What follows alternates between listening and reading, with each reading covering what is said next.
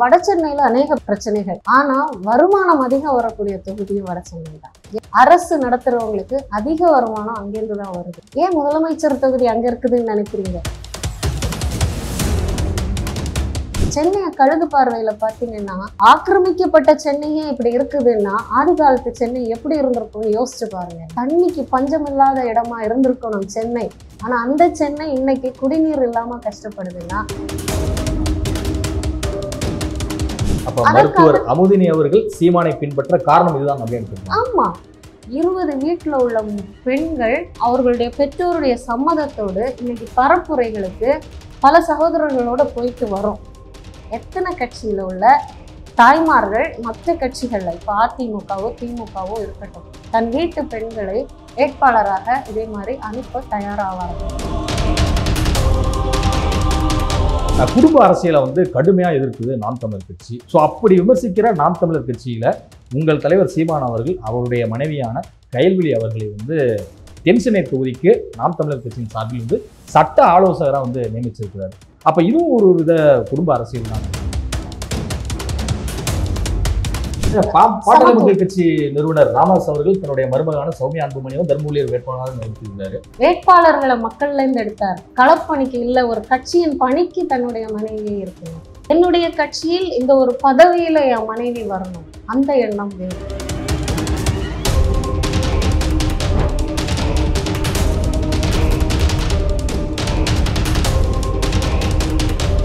Cube தமிழர்களுக்கு வணக்கம். நான் உங்கள் சங்கீத்வன். இது தேர்தல் களம் நிகழ்ச்சி. நம்ம சிறப்பு நிகழ்ச்சியில் நம்மோடு இணைந்திருக்கிறார் வடசென்னை மக்களவை தொகுதியின் நாம் தமிழர் கட்சி வேட்பாளர் மதிப்பிற்குரிய மருத்துவர் அமுதினி அவர்கள். வணக்கம். எப்படி இருக்கீங்க? நல்லா இருக்கேன். தேர்தல் களம் எப்படி போயிட்டு இருக்கு? தேர்தல் களம் சூடு பிடித்து தான் போயிட்டு இருக்குது. இப்போ வெயில் எவ்வளவு சூடோ அதுக்கு மேல சூடு பிடித்து போயிட்டு இருக்கு. எல்லா வேட்பாளர்களும் வட சென்னையில போட்டிடுற எல்லா வேட்பாளர்களும் அவர்கள் பங்குக்கு, எல்லா கட்சியிலும் அவர்கள் பங்குக்கு ஒரு களம் ஆடிட்டு தான் இருக்கிறாங்க. நாங்களும் அதையே செய்கிறோம். ஒவ்வொரு சட்டமன்ற தொகுதியாக போய் எல்லா மக்களையும் நாங்கள் சந்திச்சுட்டு இருக்கோம். களம் சூடாக சென்று கொண்டிருக்கிறோம். வடசென்னை தொகுதி முழுக்க ஒரு ரவுண்டு வந்துட்டீங்க. ஸோ இந்த ஒரு ரவுண்டு அப்படிங்கிறது உங்களுக்கான மக்களிடம் எந்த அளவுக்கு வரவேற்பு இருக்கு? அதே சமயம் வடசென்னை தொகுதி வாசிகள் உங்களிடம் சொல்லியிருப்பது என்ன? மக்களிடம் அமோகமான வரவேற்பு இருக்கிறது. இப்போ நாம் தமிழர் கட்சினாலே ஒரு அன்பா பாக்குறாங்க.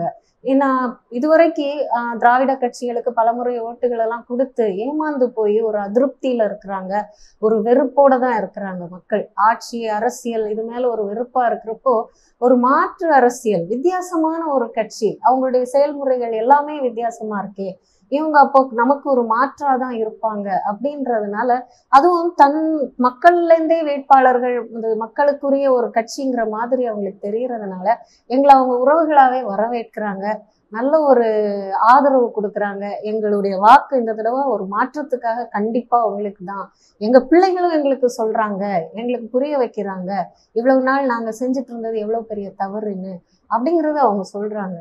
ஸோ தன் பிள்ளைகளுடைய ஒரு பேச்சை கேட்குற அளவுக்கு பெற்றோர்கள் இன்னைக்கு தயாரா இருக்கிறாங்க. நல்லது அங்கேருந்து கிடைச்சா கூட பிள்ளைகள் சொல்றத கூட கேட்டுட்டு அதன் மூலமா நம்ம நாம் தமிழர் கட்சி தான் இன்னைக்கு நமக்கு ஒரு மாற்று அப்படிங்கிற ஒரு அடையாளம் கண்டுக்கிட்டாங்க எங்களை அப்படின்றது பெரியவங்க நம்மளை வரவேற்கிறதுலேயே தெரிஞ்சிருது. இளைஞர்கள் வெகு எழுச்சியாக இருக்கிறார்கள். அவர்களுக்கு ஆன கட்சி நாம் தமிழர் கட்சி தான் அப்படின்ற ஒரு முடிவோடையே இருக்கிறாங்க. பழைய திராவிட கட்சிகள் நம்மளை ஏமாத்துனது போதும். அது மட்டும் இல்ல, அந்த இளைய தலைமுறைக்குரிய ஒரு முற்போக்கான எண்ணங்கள் பழைய திராவிட கட்சிகள்ல இல்லை அப்படிங்கிறதே அவங்க உணர்றாங்க. இதையும் நம்மளால உணர முடியுது களத்துல. வடசென்னை தொகுதி முழுக்க என்னென்ன பிரச்சனைகள் இருக்குது அப்படின்னு சொல்லிட்டு வேட்பாளராக இருக்கும்போது நிறைய பிரச்சனைகள் உங்க முன்னாடி வந்திருக்கும், நிறைய கோரிக்கைகளும் வந்திருக்கும். ஸோ அதுல எதெல்லாம் சாத்தியம் இருக்கு, எதெல்லாம் இன்னும் இந்த பிரச்சனைகள் ஏன் தீர்க்க முடியாதபடி இருக்கு அப்படின்னு சொல்லிட்டு நீங்க கன்சிடர் பண்ணிருக்கீங்க? வட சென்னையில அநேக பிரச்சனைகள். சென்னையிலேயே வளர்ச்சியற்று இருப்பது வட சென்னை மட்டும்தான். வட சென்னை ஏன் தொழிற்பேட்டை எல்லாம் கொஞ்சம் அதிக அளவுல தானே? அதைத்தான் நான் சொல்ல வரேன். ஆனா வருமானம் அதிகம் வரக்கூடிய தொகுதியும் வட சென்னை தான். ஏன்னா தொழிற்பேட்டைகள் நிறைய, அரசு நடத்துறவங்களுக்கு அதிக வருமானம் அங்கிருந்து தான் வருது. ஏன் முதலமைச்சர் தொகுதி அங்க இருக்குதுன்னு நினைக்கிறீங்க? 2 திராவிட கட்சியிலையும் பாருங்க, முதலமைச்சர் தொகுதி அங்கதான் இருக்கு. ஏன் நல்ல ஒரு வளர்ச்சி அடைந்த ஒரு தொகுதியை அவங்க எடுத்திருக்கலாம். இல்ல அவங்க அந்த வட சென்னையை தன்னுடைய கைக்குள்ள வைக்கணும்னு நினைக்கிறதுக்கு காரணமே வட சென்னையிலிருந்து முதலாளிகளிடமிருந்து வரும் வருமானம், தொழிற்பேட்டைகளிலிருந்து வருமானம். இதுதான் அதுக்கு முதல் காரணம். அதே சமயம் வட சென்னை மக்களுக்கு வளர்ச்சி நிறைய தேவைப்படுது. வளர்ச்சி குன்றி போய் இருக்கிறாங்க பூர்வக்குடி மக்கள். அவங்க அந்த காலத்துல இருந்து இந்த காலம் வரைக்கும் அவங்க அதே வாழ்க்கையை வாழ்ந்துட்டு இருக்காங்க. சொல்ல போனா தொழிற்பேட்டைகள் வந்த பிறகு இன்னும் மோசமா தான் ஆயிருக்கு. அப்போ இந்த கட்சிகளுக்கு என்ன அல்வா தின்ற மாதிரி நிறைய பிரச்சனைகள் இருக்கிற இடத்துல நிறைய வாக்குறுதிகள், நிறைய ஆசை வார்த்தைகள் காமிச்சு அவங்களுடைய பரப்புரை வெகு என்ன சொல்றது, ஒரு விருந்து வச்ச மாதிரி ஒரு ஆரவாரமா கொண்டாட்டமா போயிருது. இதுதான் தேர்தல்ல எல்லா தடவையும் நடக்குதே தவிர அந்த வடசென்னை மக்களுடைய பிரச்சனைகளை மனதுல உள்வாங்கி மக்களுக்காக அரசியல் செய்யறதுக்கு இன்னைக்கு வரைக்கும் ஒரு கட்சியும் இல்லை. மக்களை குறித்து யோசிக்கிறதுக்கு யாருமே அங்க இல்லை. மக்கள் தேர்தல் நேரத்துல மட்டும்தான் யோசிக்கப்படுகிறார்கள். தேர்தல் நேரத்துல வாக்குறுதிகளாகவும் சில சின்ன சின்ன சொச்ச காசு இல்லை ஒரு பரிசு பொருட்களாலும் அவங்கள நாம ஆட்கொண்டு அவங்களுடைய வாக்குகளை நாம வாங்கிக்கலாம் அப்படிங்கிற ஒரு எண்ணத்துல மட்டும்தான் இதுவரைக்கும் தேர்தல்கள் இந்த தமிழகத்துல நடந்துட்டு இருக்குது. அதுல ஜாஸ்தி அதிகப்படியாக பாதிக்கப்பட்டவர்கள் நம்ம வடசென்னை மக்கள் தான் பிரச்சனையிலே உலர்றாங்க. என்ன பிரச்சனைன்னு கேட்டீங்க, வடசென்னையில எல்லாருக்குமே இருக்கிறது அந்த 6 தொகுதிகள்ல இருக்கிற ஒரு பிரச்சனை குடிநீர். நான் பார்த்ததுல சுத்தி போய் பாக்குறப்போ எல்லா ஊர்லயுமே எல்லா தொகுதியிலையுமே மக்கள் கடையில மளிகை பொருள் வாங்குறதுக்கு நிக்கிற மாதிரி தண்ணிக்குன்னு தனி கடை இருக்கு சார். தண்ணிக்குமே பெரிய ஒயிட் கலர்ல பெரிய பெரிய டேங்க்ஸ் வச்சு குடிநீருக்குன்னே கடை இருக்கு. நான் எனக்கு ரொம்ப கஷ்டமா இருந்தது பாக்குறதுக்கு. தண்ணீர் குடிநீருங்கிறது ஒரு இயற்கையின் வரம். நமக்கு நாம உண்டு பண்ணினது கிடையாது, இயற்கையின் வரம். அதாவது மனிதன் ஹண்டர் கேதராகவே இருந்தப்போ அவனுக்கு தண்ணி இருந்துச்சு. நம்ம மளிகை பருப்பு அரிசி எல்லாம் நாம உண்டாக்குனது நமக்கு. ஆனா தண்ணீர் இயற்கையின் வரம். அதை இன்னைக்கு நம்ம கடையில கொடுத்து வாங்குறது எவ்வளவு பெரிய அவலம். நாளைக்கு மூச்சு காற்றையும் கடையில வாங்க மாட்டோம்னு என்ன இது இருக்கு? நமக்கு என்ன ஒரு உறுதி இருக்கு? எதுவுமே இல்லை. தண்ணியை கடையில வச்சு விற்கிறது பார்த்தப்போ எனக்கு ரொம்ப மன கஷ்டமா தான் இருந்துச்சு. அது எல்லாருக்குமே ஒரு கஷ்டமா இருக்குது. அதாவது இதுக்கு என்ன சொல்யூஷன்? இதுக்கு சொல்யூஷன் இல்லையா? இதுக்கு ஒரு தீர்வு இல்லையா? முடியாதா? அப்படின்னா முடியும், கண்டிப்பா முடியும். நீர் மேலாண்மை நம்ம பண்ணணும். சென்னையை கழுகு பார்வையில பாத்தீங்கன்னா எங்கும் அந்த நீர்பிடிப்பு தான் நிறைய தெரியுது. அங்கங்க நிலங்கள், நிறைய நீர்பிடிப்பு ஏரியா, அது குளம் குட்டைகள். ஆக்கிரமிக்கப்பட்ட சென்னையே இப்படி இருக்குதுன்னா ஆதி காலத்து சென்னை எப்படி இருந்திருக்கும்னு யோசிச்சு பாருங்க. நீங்க தண்ணிக்கு பஞ்சம் இல்லாத இடமா இருந்திருக்கணும் சென்னை. ஆனா அந்த சென்னை இன்னைக்கு குடிநீர் இல்லாம கஷ்டப்படுதுன்னா அதுக்கு காரணம் மேலாண்மை இல்லாதது.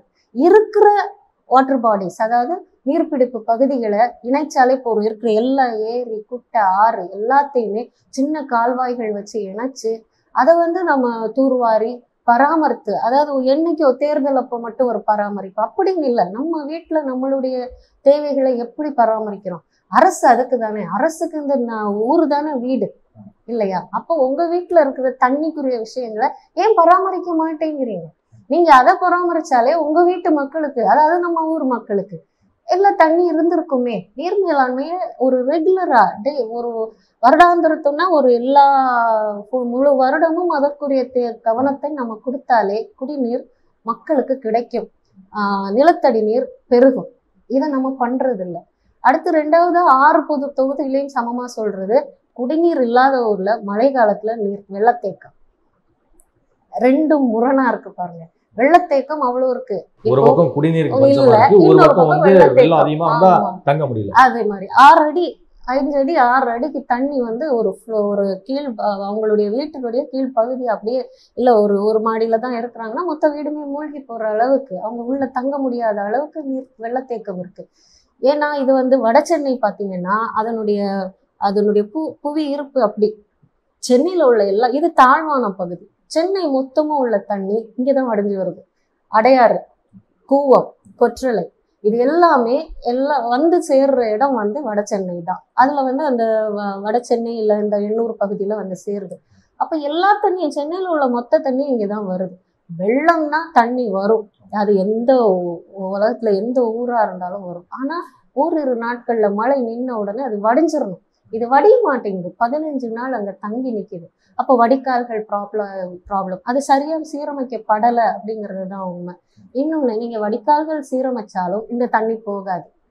ஏன்னு சொல்லுங்க, நீங்க அந்த நேரம் வடிகால்களை மோட்டர் போட்டு அடிச்சிடுறீங்க, வடிகால் அந்த இடத்துல இருக்கிற சாக்கடை வந்து அடைப்பு இருக்கிறத சரி பண்ணிடுறீங்க, ஆனாலும் ஏன் நிக்குது? அதுக்கு காரணம் எண்ணூர் முகத்துவாரம் தண்ணீர் வந்து மழை வெள்ளம் போய் கடலில் சேரும் இடம் ஆக்கிரமிக்கப்பட்டு கொண்டே வருகிறது, மேடாகி கொண்டே வருகிறது. அந்த தொழிற்சாலையில் உள்ள இந்த சாம்பல் கழிவுகள் வந்து அந்த நீர்பரப்புகளை வந்து படிஞ்சு அப்படியே மேடாயிட்டே வருது, ஆழம் குறைஞ்சிக்கிட்டே இருக்குது. அப்போ என்ன ஆகுது, இங்கேருந்து வர தண்ணி போய் சேர்ற இடம் ஒரு மதில் சுவர் மாதிரி அடைக்கப்பட்டிருக்கிறதுனால அங்க பாஞ்சு போகாம இங்கேயே தங்கி விடுது. இதுக்கு மேல மின்கோபுரங்கள் அமைக்கிறாங்க. மின்கோபுரங்கள் அமைக்கிறதுக்காக கீழே பார்த்தீங்கன்னா 6 மீட்டர் அகலத்துக்கு பேஸ்மெண்ட் போடுறாங்க, மேலேயும் அதுக்கு மேல கோபுரங்கள் கட்டுறாங்க. அதுவும் மேடாகுது, தண்ணிக்குள்ள ஒரு மேடு உண்டு பண்ணப்படுகிறது. இது நாளைக்கு போகுமா? அந்த மேடு மேடாதான் இருக்கும், நீங்க அதை மாற்றவே முடியாது. அப்போ தண்ணி எப்படி வடிஞ்சு போகும், கடலுக்குள்ள எப்படி பாய்ந்து போகும்? இன்னொன்னு, மின்கோபுரங்கள் அமைக்கிறதுக்கு மணல் பாதைகள் அமைக்கிறாங்க. இங்க இருந்து பொருளை கொண்டு போய் அங்க தண்ணிக்குள்ள கொண்டு போய் அந்த மின்கோபுரம் அமைக்கிறதுக்கு அமைச்சிடுறாங்க. இந்த மணல் பாதைகள் திருப்பி அகற்றப்படுகிறதா? என்னைக்கும் வேலை செய்யறதுக்கு ஒண்ணு செய்வாங்க. நீங்க நம்ம ஊர்லயே பாருங்க, பள்ளம் நோண்டி போடுவாங்க, உள்ள பைப் இறக்குவாங்க, மண்ணை ஏற்றி போட்டு அவங்க போறதுக்கு, அவங்க இங்க வர்றதுக்கு முன்னாடி அந்த இடம் இருந்த மாதிரி ஆக்கிட்டு என்னைக்காவது போயிருக்காங்களா? அரசு பணி முடிகிறப்போ ஒரு பைப் லைன் போடுறது ஆகட்டும். அப்போ இந்த மணல் பாதைகளும் அகற்றப்பட மாட்டேங்குது. அந்த மணல் பாதைகளும் மேடாகி அந்த தண்ணீரை ஆழத்தை குறைக்கிறது. அப்பவும் தண்ணி வந்து இதெல்லாம் பல காரணங்கள். அங்க வந்து மழை நீர் தேக்கத்துக்கான காரணம் வந்து ஊருக்குள்ள தேங்கி நிற்கிறதுக்கான காரணம் இதுதான். அதுலயும் வட சென்னையில அந்த முகத்துவாரம் அடைப்பு இருக்கிறதுனால வட சென்னையில உள்ள மற்ற தொகுதி, அந்த உள்ள இருக்கிற எல்லா தொகுதிகளும் இதனால பாதிக்கப்படுறாங்க.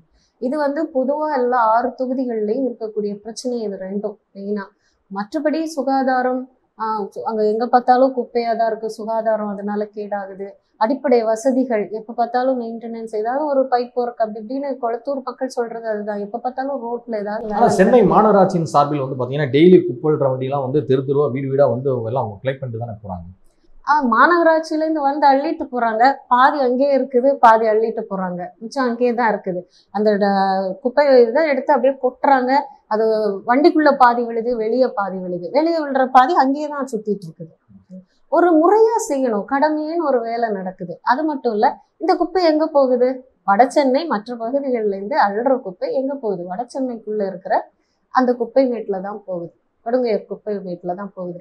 அந்த குப்பை மேட்டுல அது அப்படியே சேர்ந்தே கிடக்குது. 100 ஏக்கர் இன்றைக்கு ஒரு குப்பை மேடு, சரிங்களா? நம்ம வீட்டுல உள்ள குப்பைய நம்ம எத்தனை நாள் சேர்த்து வைப்போம்? அடுத்த நாளே ஸ்மெல் வரும் இல்லையா? உடனே நம்ம எடுத்து வெளியே போடுறோமே. அப்போ நம்ம ஊர் தானே இது, நம்ம ஊருக்குள்ள உள்ள குப்பை மட்டும் ஏன் 100 ஏக்கர் விரிஞ்சு பறஞ்சு கிடக்குது? அங்க இருக்கிற மக்கள் அதுல இருந்து 50 மீட்டர் உள்ளதான் இருக்காங்க, ரொம்ப பக்கத்துல, அந்த காம்பவுண்டுக்கு வெளியே வீடுகள் இருக்கு. அப்ப அங்க ஒட்டியே, அப்ப அந்த மக்கள் என்ன பண்ணுவாங்க? அவங்க அந்த குப்பையோட வாழ்ற மாதிரி தானே அர்த்தம். அன்னன்னைக்கு குப்பை ஏன் அன்னன்னைக்கு வந்து அதை வந்து மறுசுழற்சி பண்ணவோ, அதை வந்து ஒரு ப்ராசஸிங் பண்ணாம அப்படியே போட்டிருக்காங்க. குப்பை சேர்த்து வச்சு என்ன பண்ண போறோம்? அதுக்கு விலையா ஏற போகுது, தங்கம் மாதிரி வாங்கி கூட்டி வைக்கிறதுக்கு இல்லை இல்லையா? விலையேற போகாத ஒரு ஒன்றுக்குமே அது வந்து நமக்கு பிரயோஜனமற்று போய் கிடக்குதுங்கிற மாதிரி ஒரு பொருள். அதானா நீங்க ப்ராசஸிங் பண்ணினா மட்கும் குப்பைகளை பிரித்து உரமாக்கலாம், அதை தான் பண்ணணும். அது கரெக்டா பண்ணியிருந்தா அதை தான் பண்ணணும். நான் சொல்றது அன்றன்றைக்கு உள்ள குப்பைகளை அன்றன்றைக்கே ப்ராசஸ் பண்ணுங்க, மறுசுழற்சி பண்ணுங்க. பிளாஸ்டிக்கை பிரித்து அதை மறுசுழற்சி பண்ணுங்க. மட்காத குப்பைகளை பிரித்து அதை வந்து உரத்துக்காகவோ பயோகேஸ் ஆகவோ அது என்னவா செய்யணுமோ அதை செய்யறப்போ குப்பையின் அளவு விரிந்து கொண்டே போகாது. 100 ஏக்கர் நமக்கு தேவைப்படாது குப்பைக்காக மட்டும். இது வந்து அந்த அந்த ஆர்கே நகர் பகுதி மக்களுடைய ஒரு பெரிய கம்ப்ளைண்ட். எங்களுக்கு இதை மாத்தி தரேன்னு சொன்னாங்க, பழைய ஆட்சியில் அது ஒரு வாக்குறுதியாவே இருந்தது. ஆனா இன்னைக்கும் அங்க குப்பை மேடு இருக்கதான் செய்யுது. குப்பை மேடு அகற்றுவதற்கு உங்களுக்கு டைம் 5 வருஷம் போதலையா இருக்கலாம் ஒருவேளை. ஆனா அந்த அளவை குறைப்பதற்கு உங்களுக்கு அதுல ஒரு ப்ராசஸிங் பண்றதுக்கு ஒரு அரேஞ்ச்மெண்ட் பண்றதுக்கு உங்களுக்கு ஏன் டைம் பத்தலையா? இந்த 5 வருஷம் அது பத்தலையா உங்களுக்கு? பண்ணியிருக்கணும் இல்லையா? கண்டிப்பா. இது ஒண்ணு. அப்புறம் மீனவ கிராமம் அது போய் பரப்புரைக்குன்னு போனா நமக்கு அவ்வளவு மன கஷ்டமா இருக்குது. போனோம்னா மக்களுடைய அடிப்படை வாழ்வாதாரம் பாதிக்கப்பட்டிருக்கு. பூர்வக்கடி மக்கள் அவங்க அந்த காலத்துல இருந்தே மீன்பிடி தொழிலை வைத்து அங்கேயே வாழ்ந்த மக்கள், பல ஆண்டு காலமா வாழ்ந்த மக்கள். இன்னைக்கு அவங்களுடைய வாழ்வாதாரம் பாதித்து எங்களுக்கு யாருமே இங்க வந்து பாக்குறதுக்கும் இல்லை. எங்களுடைய தொழிலை பண்ண முடியாத அளவுக்கு இப்ப தொழிற்பேட்டைகள் வந்து ஒரு மீன் வளத்தையே குறைச்சிருச்சு இந்த ஏரியால. அது வந்து அந்த மான்க்ரூவ்னு சொல்லுவாங்க, வெட்லாண்ட்ஸ் எல்லாமே. அங்க மீன் வந்து சும்மா ஏதோ வந்து போறது இல்லை, அங்கதான் அது இனப்பெருக்கமே பண்ணும். அது அப்படி ஒரு பகுதி. அது அந்த மாதிரி பகுதியில இன்னைக்கு மீன் வளமே குறைஞ்சு போச்சு. அப்போ ஒரு பகுதியை மனிதன் ஆக்கிரமித்து தொழிற்சாலைகள் மூலம் கழிவுகள், அது நீராகட்டும், காற்றாகட்டும், நிலமாகட்டும் எல்லாமே கெடுக்கிற அளவுக்கு ஒரு கழிவுகள் இருக்கக்கூடிய அந்த மாதிரி தொழிற்சாலை இருக்கிற 38 தொழிற்சாலைகள் கிட்ட இருக்குது. எல்லாமே ரெட் கேட்டகரி. ரெட் கேட்டகரினா என்னன்னா, அந்த தொழிற்சாலைகள் மக்கள் வாழக்கூடிய இடத்துல இருக்கக்கூடாதுங்கிற மாதிரி தொழிற்சாலைகள், நிறைய தொழிற்சாலைகள் அதுல ரெட் கேட்டகரி. அப்போ இந்த தொழிற்சாலைகள் வந்து மக்கள் தான் முதல்ல அங்க இருந்தாங்க, இந்த பூர்வக்குடி மக்கள். அதுக்கு பிறகுதான் தொழிற்சாலைகள் வந்தது. தொழிற்சாலை இருந்த இடத்துல மக்கள் போய் தங்கல. அப்போ இந்த தொழிற்சாலைகள் வந்ததுக்கு அப்புறம் இந்த மக்களுடைய வாழ்வாதாரம் பெரிதும் பாதிக்கப்பட்டது. மீன் வளம் குறைஞ்சிருக்கு, மக்களுடைய வாழ்க்கையும் அதே தானே. அந்த கழிவுகளால உள்ள இருக்கிற மீன் வளம் குறைஞ்சிருக்கு. அப்போ அதே மாதிரி இயற்கையின் ஒரு அங்கம் தான் மனிதனும். மனிதன் வாழ்க்கையும் அதே தானே. அங்க இருக்கிற மனிதனுடைய உயிருக்கு என்ன உத்தரவாதம் இருக்கு? இந்த கம்பெனி, இண்டஸ்ட்ரி, தொழிற்சாலைகள்ல இருந்து ஆக்சிடென்ட்ஸ் அப்படின்ட்டு பல நேரம் மக்கள் பாதிக்கப்பட்டாங்க. போர்ட்ல வந்து க்ரூட் ஆயில் லீக்கேஜ், இப்போ வந்து கோரமண்டல் ஃபெர்டிலைசர்ஸ்ல அமோனியா வாயு லீக்கேஜ். இதுல மக்கள் என்ன சொல்றாங்கன்னா, எந்த பிரச்சனைனாலும் நாங்க உழைக்க தயார், அதுல இருந்து மீண்டு விழுந்து வர்றதுக்கான மன உறுதியும் எங்களுக்கு இருக்கு. ஆனா அவங்களுக்கு உயிர் சேதம் அப்படின்னு ஒண்ணு வந்துட்டா நாங்க என்ன பண்றோம்? அதுக்கு யார் பதில்? எங்களால உயிர் போன பிறகு எந்திரிச்சு வர முடியுமா? எங்க பிள்ளைகளுக்காக வந்து வாழ முடியுமா? முடியாது இல்லையா? நாங்க கஷ்டப்பட்டு போனா கூட உழைச்சி முன்னுக்கு வந்துருவோம், எங்க பிள்ளைகளை ஒரு நல்ல நிலைமைக்கு கொண்டு வந்துருவோம். ஆனா உயிர் சேதமாகிற அளவுக்கு எங்களுக்கு இங்க எதுவும் வேண்டாம் அப்படின்றதுனாலதான் அவங்க அந்த கோரமண்டல் தொழிற்சாலையை நிரந்தரமா மூடணும். ஏன்னா எங்களுக்கு உயிர் பயம் காட்டிருச்சு இந்த ஒரு ஆக்சிடென்ட் அப்படின்னு சொல்றாங்க. இதுலயும் அந்த ஆக்சிடென்ட்லயும் என்ன சொல்றாங்கன்னா, பவுல்டர்ஸ், கடலுக்குள்ள அந்த தண்ணி வந்து கண்ட்ரோல் பண்ற, கரையில வராம இருக்கிறது கண்ட்ரோல் பண்ண போட்டிருக்கிற பவுல்டர்ஸ் உருண்டு போய் தான் அந்த பைப் லைன் மேல, அது வந்து லூஸாக இருக்கக்கூடிய ஒரு பைப் லைன் மேல பட்டு அதுல இருந்து லீக்கேஜ் ஆயிடுச்சு. ஆனா நாங்க இவ்வளவு நேரத்துக்குள்ள சீக்கிரமாவே அதை கண்ட்ரோல் பண்ணிட்டோம்னு சொல்றாங்க. பவுல்டர்ஸ் உடைய ஷேப் பார்த்துருக்கீங்களா? இப்படி ஒரு முக்கோண வடிவில் இருக்கும். அது அந்த வடிவமைப்பு எதுக்காகனா, தண்ணி எவ்வளவு அலை வேகமாக அடித்தாலும் அது உருளக்கூடாது அப்படிங்கிறதுக்காக தான் அதனுடைய வடிவமைப்பே அப்படி இருக்குது. அந்த பவுல்டர்ஸ் உருண்டு வந்து பைப்ல விழுந்துருச்சு அப்படின்றது ரிப்போர்ட். இதை வந்து நம்பணும், நம்மளும் பொதுமக்களும் நம்பணும். அப்போ அரசு, அந்த மாசு கட்டுப்பாடு வாரியம் எல்லாமே யாருக்காக வேலை செய்யுது? அங்க இருக்கிற முதலாளிகளுக்காக தான் வேலை செய்யுது. இந்த மக்கள் கிட்ட ஆசை வார்த்தை சொல்லி வாக்குகளை வாங்கி பதவியில் வந்து வேலை செய்வதோ பணி செய்வதோ என்னமோ முதலாளிகள். தேர்தல் நேரம் மட்டும்தான் மக்கள் ஞாபகத்துக்கு வராங்க. மற்ற நேரம் எல்லாமே அவங்களுடைய பணி அத்தனை முதலாளிகளுக்கு தான் இருக்குது. அவங்களுக்கான வசதிகள் தான் இங்க சாலைகள், மேம்பாலங்கள் எல்லாமே. கண்டெய்னர்ஸ் போறது பொதுமக்களுக்கு கிடையாது. வடசென்னையில எத்தனை மக்கள் இந்த பெரிய பெரிய சாலைகள்ல பிரயாணித்து இன்னொரு ஊருக்கு போயிருப்பாங்கன்னு நீங்க நினைக்கிறீங்க? பொதுமக்கள் எத்தனை பேர் இந்த ரோட ரெகுலரா ஒரு டெய்லி பேசிஸ்ல யூஸ் பண்றாங்கன்னு நீங்க நினைக்கிறீங்க? ஊர் விட்டு ஊர் வந்து ஒரு புலம்பெயர்ந்து இங்க வேலைக்கு வந்த மக்கள் எப்பயாவது ஒரு தடவை விடுமுறை, அதுவும் 3 நாள் தொடர்ந்து கிடைச்சா போறோம். நாம பிரயோஜனமே இல்லை என்று நான் சொல்லவில்லை.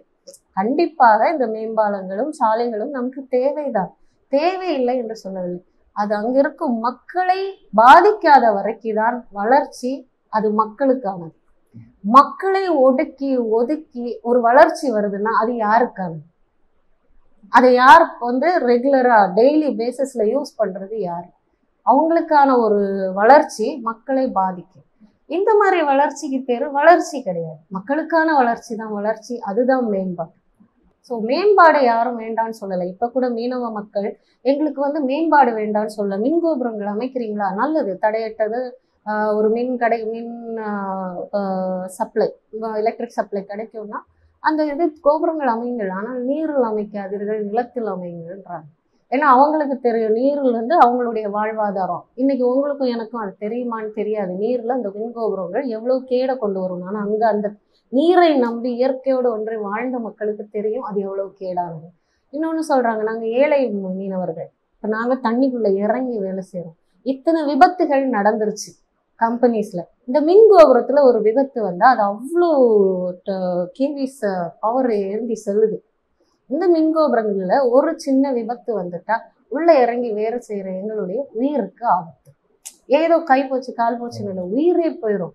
அப்ப நாங்க வந்து எப்படி நம்பி இந்த தண்ணிக்குள்ள இறங்குறது? நாங்க பெருசா போட்டு வச்சு வேலை செய்யற அளவுக்கு பெரிய மீனவர்கள் கிடையாது. ஏழை மீனவர்கள் நிறைய பேர் இருக்கிறோம்.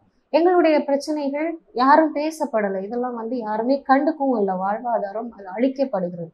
மீன் வளமும் குறைஞ்சு போச்சு. இன்னைக்கு தொழில் செய்ய முடியாத அளவுக்கும் பிரச்சனைகள் இருக்கு.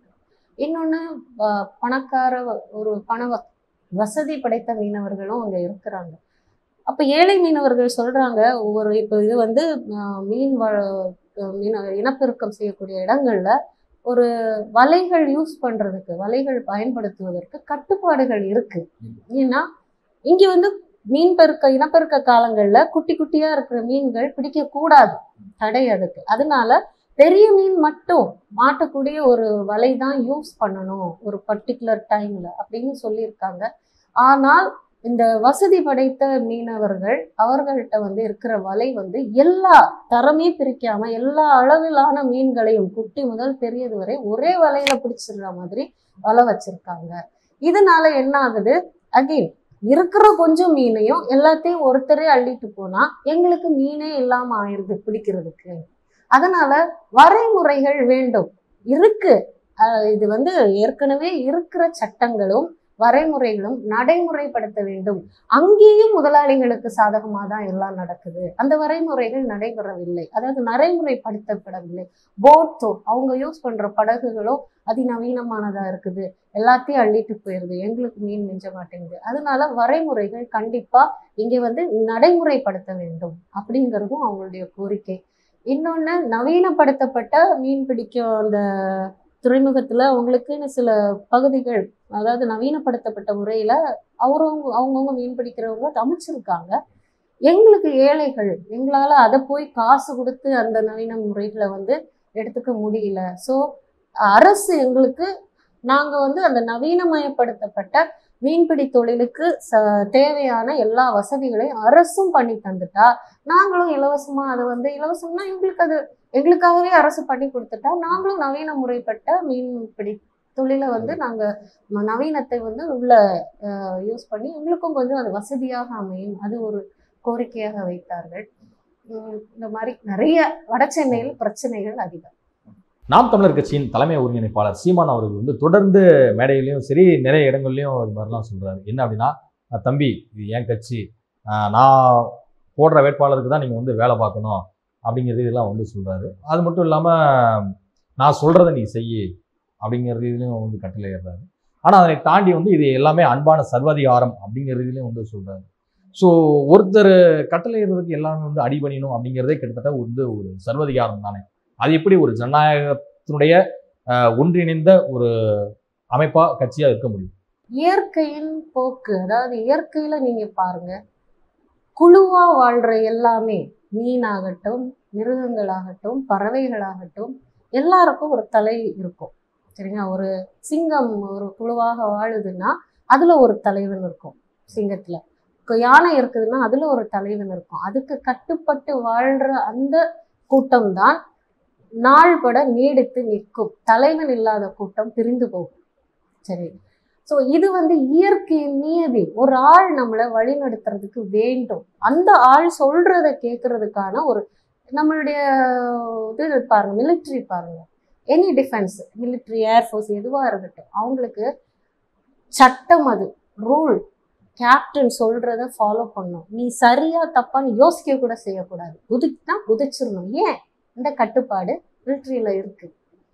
ஏன்னா ஒரு ஆளை ஃபாலோ பண்ணி ஒரு ஆளை பின்பற்றி போறதுதான் அது அந்த ஒரு குழுவுல ஒரு குறிக்கோளை நோக்கி நாம போறப்போ ஒரு தலைவர் சொல்லுவதை கேட்டு நடக்கணும்.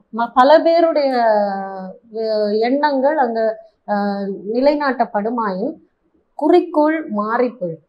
அதுல இருந்து நம்ம அதை போய் சேர்ந்து விட முடியாதபடிக்கு இங்கேயே பிரளயம் உருவாகும். அதனால ஒரு தலைவன் சொல்வதை கேட்டு செய்யறது இயற்கையின் நியதி. அந்த குழுவா வாழ்ற எல்லாமே இது மனிதன் தானா நினைச்சு எடுக்க வேண்டாம். மனிதன் இயற்கையிலேருந்தே அந்த பாடத்தை கற்றுக்கொள்ளலாம். அதனால இது அன்பான சர்வாதிகாரம்னு அதைதான் அவர் சொல்றாரு. எல்லாத்தையும் இயற்கையுடைய நியதி. அது ஒரு குழுவாக வாழும்போது இல்ல சர்வாதிகாரம் அப்படிங்கிறதே கிட்டத்தட்ட ஒரு பாசிசம் தானே. அதை எப்படி நம்ம ஜனநாயகமா ஏற்க முடியும்? பாசிசம் அதுதான் நான் சொல்றேன். மனிதன் ஒரு என்ன சொல்வது அதிக பேராசை படித்தவர். தலைவர் சொல்றதை நம்ம கேட்டு இப்போ மிலிட்ரியில இருக்குது.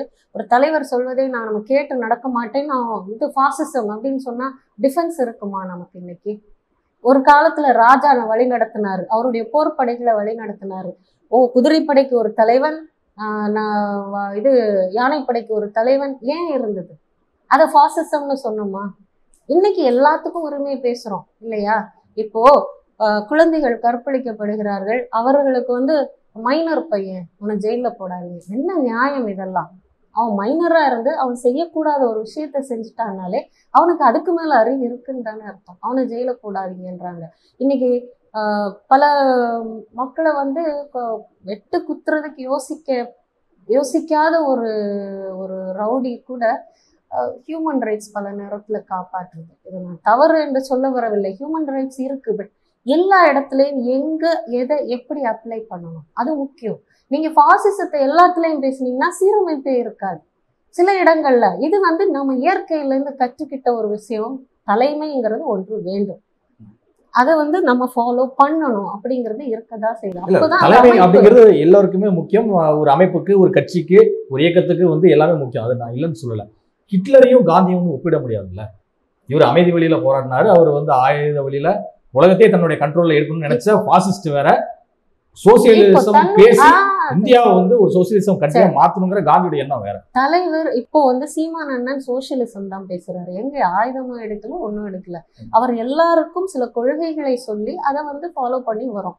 அஹிம்சை தான். இது எங்க சோசியல் இதுல நீங்க பாசிசம் பேச வேண்டிய தேவையே இல்லை. சர்வாதிகாரம்ங்கிறது வார்த்தை தமிழ்ல உங்களுக்கு அந்த மாதிரி படுது. மற்றபடி இப்போ நான் அவர் கட்சியில இருக்கிறேன், இப்போ புது வேட்பாளர் போட்டிருக்காரு, கட்சி களப்பணியில இருக்கிற மக்கள் அனைவரும் எங்களோட ஒத்துழைத்து தான் எங்களோட வேலை செய்யறாங்க. அதுல உங்களுக்கு விருப்பம் இல்லாமல் தனக்கு ஆதாயம் இல்லை என்று நினைப்பவர் மட்டும்தான் அதை பாசிசம் என்கிறார்கள்.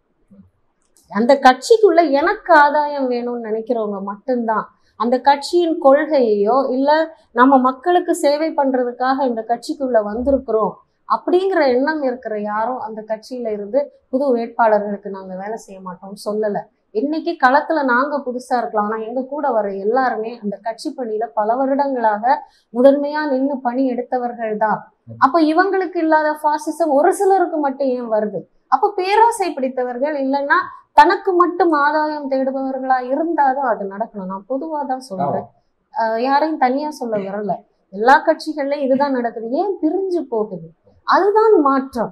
இந்த கட்சியில் உள்ள மாற்றம் அதுதான். ஒரு கட்சி உருவாகுது, அது அடுத்த தலைமுறைகள் போக போக போக அது பிரிந்து அதனுடைய ஒரு குவாலிட்டியே போயிருது. அதனுடைய ஒரு தன்மையை முதல்ல ஆரம்பித்தப்ப இருந்த அந்த ஒரு நல்ல தன்மை இன்றைக்கு திராவிட கட்சிகள்ல இருக்கிறதா? இல்லை. அப்போ நமக்கு ஒரு புரோட்டோகால் அந்த மாதிரி இருந்து அதை ஃபாலோ பண்ணினாதான் நாளைக்கு சீமான் அண்ணனுக்கு அப்புறமும் இந்த கட்சி இதே நிலைமையோட இதே ஒரு குவாலிட்டியோட அப்படியே ப்ரொசீட் ஆக முடியும்.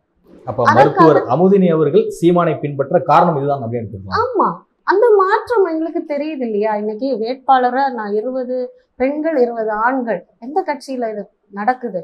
பல நாட்கள் பல ஆண்டுகள் கட்சி நடத்தி வர்றவங்களாலேயே ஏன் இதை செய்ய முடியல?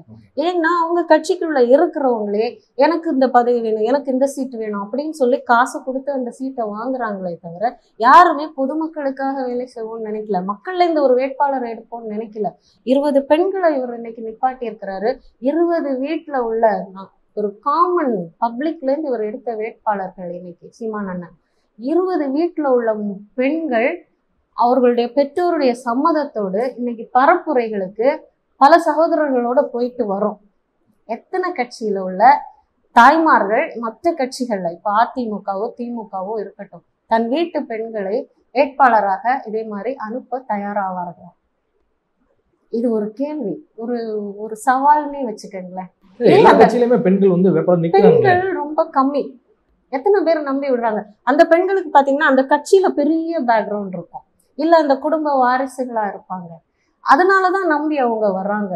காமன் பப்ளிக்ல இருந்து ஒரு வேட்பாளரை எடுத்து அவங்களால ஒரு எம்பியாவோ எம்எல்ஏவாவோ நிப்பாட்ட முடியல. ஏன்னா வரமாட்டாங்க. அவங்க கட்சி கூட்டங்களை கூட்டுறதே எதை வச்சு? அந்த குவார்டரை போட்டுட்டு வந்து நிக்கிற கூட்டத்துல நிக்கிறப்ப என் வீட்டு பெண்ணை நாங்க வேட்பாளரை அனுப்புவேனா? பொதுமக்களுக்கு தெரியும் இவங்க எப்படி கூட்டத்தை கூட்டுறாங்கன்னு. ஏன்னா இவங்க தான் அங்க போறாங்க அந்த கூட்டத்துக்கு, எதை வாங்கி போறாங்க உள்ள. அப்போ அந்த கட்சியினுடைய ஒரு உண்மைத்தனம் அவங்களுக்கு இது உண்மையா இருக்குதா, இவங்க எப்படி இந்த கூட்டத்தை கூட்டுறாங்க அப்படிங்கிறது அந்த மக்களுக்கு தெரியும். அப்போ தன் வீட்டு பிள்ளைய வேட்பாளரை அனுப்புவாங்களா? ஆனா இன்னைக்கு 20 பெண் வேட்பாளர்கள் இந்த கட்சியில இருக்கிறோம். அப்போ எங்க வீட்டுல இன்னைக்கு நாங்க ஒரு 2 வாரமா சுத்திட்டு தான் இருக்கிறோம். இன்னைக்கும் நாங்க தைரியமா அதுல இறங்கி போக முடியுதுன்னா எங்களுடைய சகோதர சகோதரிகள் அவ்வளவு நாணயமா இருக்காங்க எங்களோட, அந்த நம்பிக்கை எங்களுக்கு இருக்கு. அப்போ இதுல வந்து சர்வாதிகாரம்னு சொல்றதுக்கு என்ன இருக்கு? எங்க தம்பிகள் எல்லாரும் ஒன்றிணைந்து எங்களை இன்னைக்கு முன்னிறுத்தி பணிக்களம் ஆடுகிறார்கள். இதுல சர்வாதிகாரம் பேசுதா இல்ல ஒருங்கிணைப்பு பேசுதா? இல்லையா? அப்பட்டமாக தெரிகிறது ஒருங்கிணைப்பு. சர்வாதிகாரம் அன்று, இது வந்து ஒருங்கிணைப்பு. அவருடைய ஒருங்கிணைப்பு அவ்வளவு அழகா இருக்குன்றது, அவ்வளவு தரமா இருக்குங்கிறது தான் வெளியே தெரியும். இப்போ நாங்க பெண்கள் 20 பேர் நிற்பதுல சமத்துவமும் தெரிய வந்துருச்சு, ஆண் பெண் சமத்துவமும் தெரிய வந்துருச்சு. மகளிர் பாதுகாப்புக்கும் இது அப்பட்டமான ஆதாரம். இதுக்கு மேல நான் வந்து உங்களுக்கு ஒரு விரிவுரை தர வேண்டாம். மகளிரின் பாதுகாப்பு இதுல இருக்கு. குடும்ப அரசியலை வந்து கடுமையா எதிர்க்குது நாம் தமிழர் கட்சி. பல மேடைகள்ல உங்கள் தலைவர் சீமான் அவர்களா இருக்கட்டும், அதற்கு அடுத்த நிலையில் இருக்கக்கூடிய பேச்சாளர்களா இருக்கட்டும், நிர்வாகிகளா இருக்கட்டும், எல்லாருமே வந்து பாத்தீங்கன்னா கடுமையா விமர்சிக்கிறீங்க குடும்ப அரசியலை. ஸோ அப்படி விமர்சிக்கிற நாம் தமிழர் கட்சியில உங்கள் தலைவர் சீமான் அவர்கள் அவருடைய மனைவியான கயல்விழி அவர்களை வந்து தென்சென்னை தொகுதிக்கு நாம் தமிழர் கட்சியின் சார்பில் வந்து சட்ட ஆலோசகராக வந்து நியமிச்சிருக்கிறாரு. அப்ப இதுவும் ஒரு வித குடும்ப அரசியல் தானே. இதை வந்து எப்படி புரிஞ்சுக்கணும்? உங்களுடைய மனதில் இருக்கிற எண்ணத்தை பொறுத்துதான் நீங்க ஒரு விஷயத்த உள்வாங்குவீங்க, சரிங்களா? நீங்க இதை குடும்ப அரசியல்னு பார்த்தா குடும்ப அரசியல். வீட்டுல இருக்கிற மகளிருக்கு, அதாவது தன் மனைவிக்கு ஒரு பொறுப்பை கொடுக்குற அளவுக்கு எத்தனை கட்சியில ஒரு மனைவியையோ மருமகளையோ முன்னாடி கொண்டு வந்து நிப்பாட்டுறாங்க கட்சிக்குள்ள, கட்சி பணிகள்ல. அந்த ஒரு பாட்டாளி மக்கள் கட்சி நிறுவனர் ராமதாஸ் அவர்கள் தன்னுடைய மருமகனான சௌமியா அன்புமணியும் தர்மபுரியில் வேட்பாளராக நிறுத்தியிருந்தாரு. இதற்கு முன்பு வந்து பாத்தீங்கன்னா திமுக தலைவராக இருந்த கருணாநிதி அவர்கள் தனது மகளை வந்து மகளை எம்பி ஆக்கினாரு. கட்சியில ஒரு சின்ன ஒரு பொசிஷன்ல யாராவது இருந்திருக்காங்களா? நீங்க என் மனைவிக்கு சட்ட ஆலோசகராக வைப்பதற்கு அவங்க நல்ல திறமையா இருக்கிறாங்க, இந்த இடத்துல அவங்களால அது முடியும் அப்படின்னு நினைச்சாங்க, நிப்பாட்டினாங்களே தவிர பதவிக்காக நிப்பாட்டல. வேட்பாளர்களை மக்கள்ல இருந்து எடுத்தாரு, களப்பணிக்கு இல்ல, ஒரு கட்சியின் பணிக்கு தன்னுடைய மனைவியை இருத்தினார். இது வந்து நீங்க என்ன மாதிரி மனசுல எடுத்துக்கிறீங்களோ அதை பொறுத்துதான். என்னுடைய மனைவியின் திறமையை நான் பார்த்து அவங்கள என்னுடைய களப்பணிகளை நான் வந்து அவங்களையும் பங்கு கொள்ள வைக்கிறேன், அந்த ஒரு எண்ணம் வேறு. என்னுடைய கட்சியில் இந்த ஒரு பதவியில என் மனைவி வரணும், அந்த எண்ணம் வேறு. இது கண்டிப்பா வந்து குடும்ப அரசியல் கிடையாது. இது வந்து தன்னுடைய வீட்டில் இருக்கிற ஒரு தன் வீட்டில் இருக்கிற ஒரு மகளிருக்கான ஒரு மகளிர் சமத்துவம் தான். நான் மற்ற குடும்பங்கள்ல இருக்கிற மக்கள்ல இருந்து வேட்பாளரை எப்படி அவர் வந்து தேடி கண்டுபிடித்து திறமை வாய்ந்தவர்களை கொண்டு வந்து நிப்பாட்டினாரோ, தன் குடும்பத்திலேயே ஒரு திறமையான ஒரு அங்கம் இருப்பதை பார்த்து அவர்களையும் கட்சியில் சேர்த்து கொண்டார், கட்சி பணியில் சேர்த்து கொண்டார், பதவியில் அல்ல. அப்ப எதிர்காலம் அமைச்சரா பொதுச் வர செயலாளராக கூட வர வாய்ப்பு இருக்கு, அப்படி எடுத்துக்கலாம். இதை நான் இப்போது எதுவும் சொல்ல முடியாது. கட்சி தலைமை தான் அந்த பொறுப்புகளை நியமிப்பது அவங்க தான். இதுக்கு நான் அவங்க என்ன பொறுப்புல வந்துட்டாங்கன்றதுக்கு நான் என்னுடைய ஒப்பீனியன், என்னுடைய பெர்செப்ஷன், அதை தான் நான் சொன்னேன். பெர்செப்ஷன் என்பது அவரவருடைய எண்ணப்போக்கை பொறுத்தது. இது என்னுடைய எண்ணப்போக்கு. அவர் குடும்ப அரசியலை கொண்டு வந்தாருன்னு நான் நினைக்கல. அந்த தன் மனைவியின் திறமையை கண்டு அவர்களுடைய திறமையை தன் கட்சிக்கு யூஸ் பண்றாரு. அதுல ஒரு பதவியில வர அளவுக்கு என் மனைவி அமைச்சராகணும்னோ என் மனைவி தலைமை வைக்கணும்னோ அவர் நினைக்கல. தன் மனைவியின் திறமையை கட்சிக்கு பயன்படுத்துறார். அவ்வளவுதான் நான் இதுல பாக்குறேன். ஓகே. தொடர்ந்து நாம் தமிழர் கட்சி 2016ஆம் ஆண்டுல இருந்து தேர்தல் களத்துல போட்டிட்டு வர்றீங்க. அதுக்கு முன்னாடி இயக்கமா அமைப்பா கட்சியா ஆகிற வரைக்கும் தொடர்ந்து செயல்பாட்டில் இருந்துகிட்டே இருந்தீங்க, மக்களை சந்திச்சுக்கிட்டே இருந்தீங்க. 2016ல இருந்து இன்று வரை பல தேர்தல் சந்திச்சிட்டீங்க. இந்த தொடர் தோல்வி என்பது பார்த்தீங்கன்னா தொண்டர்களுக்கு ஒரு தொய்வை ஏற்படுத்தியிருக்காங்க. இல்ல தேர்தல் களத்துல அவங்க தம்பிகளெல்லாம் தொண்டர்களெல்லாம் பார்க்கும்போது என்ன? முதலில் நான் சொல்ல வேண்டும், மற்ற கட்சிகள் போல இங்க தொண்டர்கள் கிடையாது. எல்லாரும் சகோதர சகோதரிகள், உறவுகள் தான். அதனால தொண்டர்கள் என்ற வார்த்தையை நான் பயன்படுத்த விரும்பவில்லை. ஏன்னா இங்க இருக்கிற அதாவது கேடர்ன்றது நாங்க உறவுகள், தம்பி தங்கைகள், சகோதர சகோதரிகள் என்றுதான் வேலை செய்யறோம். தொண்டர் தலைவர் என்ற அடிப்படையில் இல்லை. அதை முதல்ல, ஏன்னா எல்லாரும் இங்க உறவுகளா தான் இருக்கிறோம். நீங்க கேட்ட கேள்விக்கு தொய்வு இருக்கிறதா, வெற்றி இல்லையாததா? தோல்விகளே வெற்றியின் படிகள். நாங்க தோல்விகளை சந்திச்சிருக்கலாம், ஆனா எங்களுடைய வாக்கு சதவீதம் நீங்க பார்க்கணும். இன்னொன்னு, மற்ற கட்சிகள் எல்லாமே பல ஆண்டுகளா 60-70 ஆண்டுகளாகவே இருக்கக்கூடிய கட்சிகள் இங்க நம்ம தமிழகத்துல. ஆனா இது ஒரு இளம் பருவத்தில் இருக்கும் ஒரு கட்சி. 14 வருடங்கள் தான் ஆகிறது. அப்போ வருஷமே என்ன முதலமைச்சராவா சார் ஆக முடியும்? நாங்களும் படிப்படியா தான் ஏறி வரோம். கட்சி ஆரம்பித்து 5 வருஷத்துல முதலமைச்சர் ஆனாரு. எம்ஜிஆர் எங்கிருந்து ஆரம்பிச்சாரு? அவருக்கு கட்சி ஆரம்பிச்சு சில வருடங்களே ஆந்திரால முதலமைச்சர். அவருக்கு படை, அதான் நான் சொல்றேன், சினிமால அவருக்கு ஒரு படை இருந்தது. இல்ல ஜெகன்மோகன் ரெட்டி எடுத்துங்க, அவரு கட்சி ஆரம்பிச்சு 10 வருஷம் முதலமைச்சர் ஆனாரு. சரி, இருக்கலாம். இது எங்களுடைய கட்சி படிப்படியாக. ஆனா நீங்க பாருங்க, எங்களுடைய ஓட்டு சதவீதம், வாக்கு சதவீதம் நீங்க பாருங்க. கண்டிப்பாக அதுல உங்களுக்கு நல்ல ப்ரோக்ரஸ் நாங்க காட்டியிருக்கிறோம் கட்சியின் அடிப்படையில. ஆனா இங்க மக்கள் ஒரு அந்த சின்னத்தின் அடிப்படையிலேயே மூத்த தலைவர்களை மட்டும் மனசுல வச்சுதான் இன்னைக்கு ஓட்டு போடுறாங்க நிறைய பெரியவர்கள். அந்த தலைமுறை இன்றைக்கு மாறி வருகிறது. அப்போ இனி மாற்றங்கள் வரும். இன்றைக்குதான் இளைய தலைமுறைகள், பல இளைய தலைமுறைகளுக்கு நீங்க பாத்தீங்கன்னா இளைஞர்கள் பல பேர் இன்னைக்கு சீமான் அண்ணன் கட்சிக்கு தான் உறுதுணையா ஒப்புதலா இருக்கிறாங்க. அன்னைக்கு சின்னத்தை மட்டும், இன்னைக்கும் வயசானவங்க நிறைய பேர் இருக்கிறாங்க. நான் என்னைக்குமே ரெட்டை இலைக்கு தானமா போட்டேன். ரெட்டை இலையில அன்னைக்கு இருந்தது யாரு, இன்னைக்கு இருந்தது? நீங்க சொன்னீங்க எம்ஜிஆர் 5 வருஷத்துல வந்துட்டாரு. எம்ஜிஆருக்கு ஒரு பெரிய ஒரு கூட்டமே இருந்தது அரசியல்ல அவர் வர்றதுக்கு முன்னாடியே. அதை வச்சுதான் அவர் ஓட்டு வாங்கி வந்திருக்கிறாரு. அந்த எம்ஜிஆர் தான் இன்னைக்கும் ரெட்டை இலையில மக்கள் பாக்குறாங்க. ஆனா இருக்காரா? கிடையாது. அவருடைய பொசிஷன்ல இருந்தவங்க, அவர் எங்கேயோ இருக்காரு, இன்னைக்கு இருக்கிறவங்க எங்கேயோ இருக்கிறாங்க. ஒரு மேட்சிங் கூட பண்ணி பார்க்க முடியாத நிலைமை. ஆனா இன்னைக்கும் அந்த சின்னத்துக்காக ஓட்டுவது. இதையெல்லாம் முறியடிச்சுட்டு வெளியே வர்றதுக்கு சீமான் அண்ணனுக்கு கொஞ்சம் டைம் தேவைப்படுது. ஆனாலும் ஒரு சுருங்கிய ஒரு காலகட்டத்திலேயே பெரிய முன்னேற்றம் தான் காட்டுறாங்க. இதுல நிறைய பேர் மக்கள் கேட்கிற கேள்வி, நாங்க ஓட்டு போட்டாலும் தோத்து போறாங்களே, அப்ப இன்னும் போட்டா திருப்பியும் தோத்துருவாங்களா? நான் கேட்கிறேன், ஓட்டு இப்படி போட தானே ஓட்டு எண்ணிக்கை அதிகரிக்கும். நீங்க போட்டாதானே இன்னைக்கு 5 ஆகிற ஓட்டை பார்த்து நாளைக்கு 6வது ஆள் போடுவாரு. நீங்களும் போடாம இருந்தா என்னைக்கு ஓட்டு அதே இதுல தானே இருக்கும். கேள்வியை கேட்காதீங்க. உங்களுக்கு இது நல்ல கட்சி, நல்ல வேட்பாளர், நல்ல தலைவர் அப்படின்னு தெரிஞ்சா ஓட்டை போடுங்க. இதுதான் நான் பொதுமக்களுக்கு வைக்கிற ஒரு.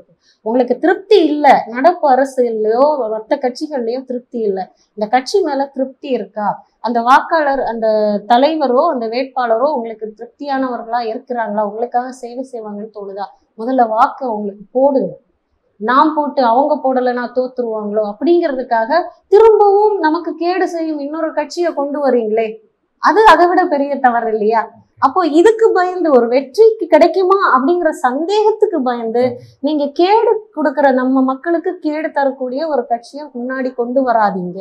அந்த பயத்தை ஒதுக்கி வைத்து வேட்பாளரையும் தலைவரையும் கட்சியில் இவங்களுக்கு மக்களுக்கு சேவை செய்வாராங்களா மட்டும் யோசிச்சு முதல்ல உங்களுடைய வாக்குகளை போடுங்க. உங்க வாக்குகள் மற்றவங்களுக்கு எடுத்துக்காட்டா இருக்கும். நேரும் வாக்கு எண்ணிக்கை, வாக்கு வங்கி அதிகரிக்கும். இதைதான் நான் மக்களுக்கும் சொல்ல விரும்புகிறேன். தற்போது வடசென்னை தொகுதியினுடைய எம்பியாக இருக்கிறவர் வந்து யாரு அப்படின்னா கலாநிதி வீராசாமி மீண்டும் தேர்தலில் வந்து போட்டியிடுகிறார். இந்த 5 ஆண்டு கால பணிகள்ல அவருக்கு உங்களுடைய மதிப்பீடு என்ன? நான் மதிப்பீடு செய்வதற்கு யாரும் இல்லை. மக்கள் தான் வந்து தன் அரசியல் தலைவர்கள். நீங்க ஒரு கட்சியினுடைய ஒரு கேண்டிடேட்டா நிக்கிறீங்கல்ல, சோ 5 வருஷம் எம்பியா இருந்திருக்காரு. சோ அதை நீங்க அந்த ஒரு பார்வையில கண்ணோட்டத்துல அவர் என்னென்ன பண்ணிருக்காரு அப்படிங்கிற விஷயங்கள் நான் மதிப்பீடு சொல்ல என்னுடைய அவரை குறித்து அவர் என்ன செய்திருக்கலாம், செய்யாம இருக்கிறாரு, இது என்னுடைய எண்ண ஓட்டமாக நான் சொல்லலாமே தவிர அதை மதிப்பிடுவதற்கு நான் ஆள் இல்லை. அதை மக்கள் தான் மதிப்பிட வேண்டும். மக்கள் தான் அதை வந்து முடிவு பண்ண வேண்டும். எனக்கு இவர் என்ன பண்ணியிருக்காரு அப்படிங்கிறது. மத்தியில் காங்கிரஸ் தலைமையில் இந்தியா கூட்டணி ஆட்சி அமைந்தால் நிச்சயமாக கர்நாடகாவில் வந்து காவிரியின் குறுக்கே வந்து மேகதாது அணை கட்டப்படும் அப்படின்னு சொல்லிட்டு கர்நாடகா மாநிலத்தின் முதலமைச்சரான சித்தராமையா அவர்கள் வந்து பரப்புரையில வந்து சொல்லிட்டு வராரு. இந்த கருத்தை எப்படி பாக்குறீங்க? முந்தின கேள்வி கேட்டீங்க, கலாநிதி வீராசாமி என்ன பண்ணியிருக்காரு, அவருக்கு ஒரு மதிப்பீடு கொடுங்கன்னு. நான் மதிப்பீடு கொடுக்க விரும்பல. ஆனா மேகதாது அணை கட்டப்பட்டால் கடந்த 5 வருடமாக நம்மளுடைய நம் மாநில உரிமையை அவர் விற்றுவிட்டார். அதற்கு அவர் எதுவும் செய்யலைன்னா 38 அவரை சொல்லல, கலாநிதி வீராசாமின்னு சொல்லல, இந்த கட்சியை நான் சொல்லுகிறேன். 38 எம்பிக்கள் இருந்தாங்க. மேகதாது அணை கட்டக்கூடாது, இல்லை நமக்கு தண்ணீர், அதாவது நீர் என்பது பொது உடைமை, இதை வந்து எல்லா இடத்துலையும் இப்ப காவேரி அங்க ஆரம்பிக்குது, இங்க முடியுது, நீங்க ஆரம்பிக்கிறது அங்கங்கிறதுக்காக அந்த தண்ணி எனக்கு தான் அப்படின்னு நீங்க அதை சொந்தம் கொண்டாடுறதுல என்ன நியாயம் இருக்கிறது? அப்போ இந்த பக்கம் இருக்கிற மக்கள் உங்கள் சகோதரர்கள் இல்லையா? இந்தியா தானே, நம்ம எல்லாம் ஒரு நாடு தானே. நமக்கு இன்னைக்கு தண்ணி இருக்கிறவங்க மற்றவங்களுக்கும் அதை பகிர்ந்து அளிப்பதுல என்ன தப்பு இருக்குது? நீங்க எல்லாத்தையும் அணை கட்டி வச்சு நான் தான் வச்சுப்பேன், நீ செத்தாலும் பரவாயில்ல அப்படிங்கிற ஒரு ஆட்டிடியூடு வருதுன்னா நம்மளுடைய எம்பிக்கள் நமக்காக பார்லமெண்ட்ல, நாடாளுமன்றத்தில் குரல் கொடுக்கவில்லைன்னு தான் நான் சொல்லுவேன். அது நிறைவேறிவிட்டார். அப்படி இருக்கிறப்போ நிறைவேறதுக்கு இன்னைக்கு அவங்க இவ்வளவு நாள் 5 வருஷம் 38 எம்பிங்கிறது நமக்கு இருக்கிறதே 40. இதுல 38 எம்பி அவங்களுக்கு 38 39 இருந்த பிறகும் அவங்களால நம்ம நாட்டுக்கான உரிமைக்காக, அதுவும் அடிப்படை இயற்கையின் வரமான தண்ணீருக்காக குரல் கொடுக்க முடியலைன்னா இதுக்கு மேல ஒரு எடுத்துக்காட்டு வேண்டாம். நம்மளுடைய உரிமைகள் எப்படி மத்திய அரசு விட்டு கொடுக்கப்பட்டு விட்டது என்பதற்கு நம்ம வந்து நம்மளுடைய உரிமைகள் அவர்களிடம் அடகு வைக்கப்பட்டு விட்டது அப்படிங்கிறதுக்கு இது ஒரு பெரிய அடையாளமாக தான் இருக்கும். இறுதியா ஒரே ஒரு கேள்வி கேட்கணும்னு நினைக்கிறேன். பிரதமர் மோடி அவர்கள் தொடர்ந்து பல முறை வந்து தமிழ்நாட்டில் சுற்றுப்பயணம் மேற்கொண்டு வந்துட்டே இருக்காரு. பல மத்திய அமைச்சர்கள், பாஜகவின் தலைவர்கள்ல இருந்து எல்லாருமே வந்து தமிழ்நாட்டை நோக்கி படையெடுத்து வந்துகிட்டே இருக்காங்க. அவங்களுக்கு ஏதாவது ஒரு பலன் அளிக்குமா இந்த தேர்தல்? பலன் கிடைக்குமா? கண்டிப்பாக மோடி அலை ஒருவேளை வடநாடுகளில் இருந்திருக்கலாம். ஆனா தென் மக்கள் வந்து மிகவும் ஒரு மோடி அலை வந்து எதிர் திசையில் தான் நடிக்கிறது. மோடினாலே ஒரு வெறுப்பு தான் உருவாகுது. அவர் வந்து போவது வந்து வந்து பொதுமக்களை சந்தித்தாரா? கிரவுண்ட் ஷோ பண்றாரு. இங்க இருக்கிற பொதுமக்களை சந்தித்தாரா? பொதுமக்களுடைய அடிப்படை தேவைகளை புரிந்து கொண்டாரா? அப்போ அது எப்படி மக்களுடைய எண்ண ஓட்டத்தை மாற்றும்? இங்க இருக்கிற அரசு, அவர்களுடைய கூட்டணிகள், இதையெல்லாம் தான் அவர் நிர்ணயிக்க வந்து ஒரு வாய்ப்பா அமைதே தவிர பொதுமக்களை அவருடைய இங்கே வர அவர் பண்ற விசிட்ஸ் எதுவுமே பொதுமக்களை சென்றடையவில்லை, பாதிக்கவில்லை, அவர்களுடைய எண்ண ஓட்டத்தை மாற்றவும் இல்லை. இன்னைக்கு நம்ம களப்பணி செய்யறப்பவே தெரியுது, யார் வந்தாலும் பரவாயில்ல ஆனா மோடி வரக்கூடாது அப்படிங்கிற ஒரு எண்ணம் எல்லார் மனதிலும் இருக்கு. மத்திய அரசுல மோடி இருந்தா நமக்கு எந்த ஒரு பிரயோஜனமும் இல்லை, வெறும் முதலாளிகள் மட்டும் பயன்பெறுகிற ஒரு திட்ட அமைப்பை கொண்டவர் மோடி. அதே தாக்கம் இன்னைக்கு தமிழ்நாட்டிலையும் இருக்கு. வட சென்னையில் அது கண்கூடாக தெரிகிறது. முதலாளிகளுக்கான அரசு தான் இங்க நடக்குதுங்கிறது. அப்போ மோடியின் வரவு எங்க வேலை செஞ்சிருக்குன்னு பாருங்க. மக்களிடமா இல்லை அரசியல்வாதிகளிடமும் பெரும் பணக்காரர்களிடமா? மோடியின் வரவு எங்கே வேலை செய்கிறது என்பது அதிலேயே ஆதாரமாகும். இதுவரை பல்வேறு கருத்துக்களை எங்களோடு பெறுவதற்கு மிக்க நன்றி. நாம் தமிழர்.